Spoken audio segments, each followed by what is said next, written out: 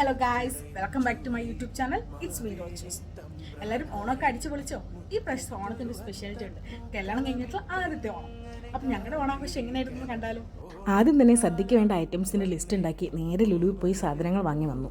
പിന്നെ നേരെ ഏപ്പങ്ങ് പണി തുടങ്ങി, പച്ചക്കറി ക്ലീനിങ്. പിന്നെ ഞങ്ങളുടെ ഒപ്പം ഓണാഘോഷിക്കാൻ ഓപ്പോസിറ്റ് ഫ്ലാറ്റിലെ ഫാമിലിയും ഏപ്പിൻ്റെ കുറച്ച് ഫ്രണ്ട്സും ഉണ്ട്. ഞാനിവിടെ കൂട്ടുകറിയും പയർമെഴുക്കുവരട്ടിയും എരിശ്ശേരിയും ഓലനും പച്ചടിയും കിച്ചടി ഇഞ്ചിക്കറി ഒക്കെ ഉണ്ടാക്കിയപ്പോഴും സദ്യയുടെ മെയിൻ ഐറ്റംസായ അവിയലും സാമ്പാറും മാങ്ങാക്കറിയും ഒക്കെ ചേച്ചി ഉണ്ടാക്കി.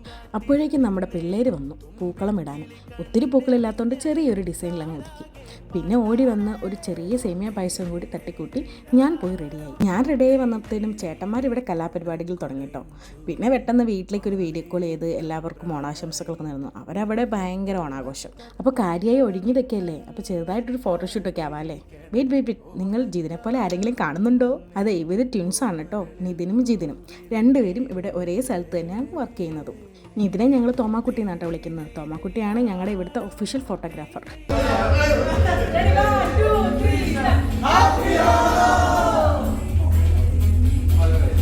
ഫോട്ടോഷൂട്ടൊക്കെ നിർത്തിവെച്ച് ഇനിയിപ്പോൾ സദ്യ ആവാം. നല്ല വിശപ്പ് അല്ലേ? അങ്ങനെ നമുക്ക് ഉള്ള സൗകര്യത്തിൽ 2 ടേബിളൊക്കെ അടുപ്പിച്ചിട്ട് ഇലയൊക്കെ ഇട്ട് എല്ലാ ഐറ്റംസും നമ്മൾ എല്ലാവരും കൂടെ ഓടി നടന്ന് വിളമ്പിയിട്ട് കേട്ടോ. പിന്നെ ഈ സദ്യയൊക്കെ വിളമ്പുമ്പോൾ നമുക്ക് എപ്പോഴും മനസ്സിൽ വരുന്ന നമ്മുടെ ബിരിച്ചേൻ്റെ ഒരു ഡയലോഗുണ്ട്. അത് നമുക്കൊന്ന് കേട്ട് നോക്കിയാലോ. പിന്നെ തോരൻ വന്നു, ഓലൻ വന്നു, കാളം വന്നു, അവിയൽ വന്നു, എരിശ്ശേരി വന്നു, ചോറ് വന്നു, സാമ്പാറും വന്നു, 2 കൂട്ടം പായസവും വന്നു. അങ്ങനെ 2 ആഴ്ചത്തെ പ്ലാനിങ്ങിന് ശേഷം നമ്മുടെ സദ്യ ഇവിടെ റെഡി ആയിരിക്കുകയാണ്. വെള്ളവും ഇലയും ചേർത്ത് 26 ഐറ്റംസ് ഉണ്ടായിരുന്നു.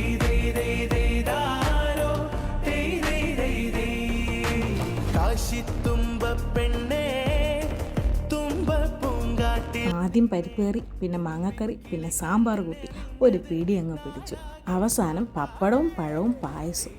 ആ കോമ്പിനേഷനും കൂടി എൻ്റെ അമ്മോ, സദ്യ അങ്ങ് ഫുള്ളായി.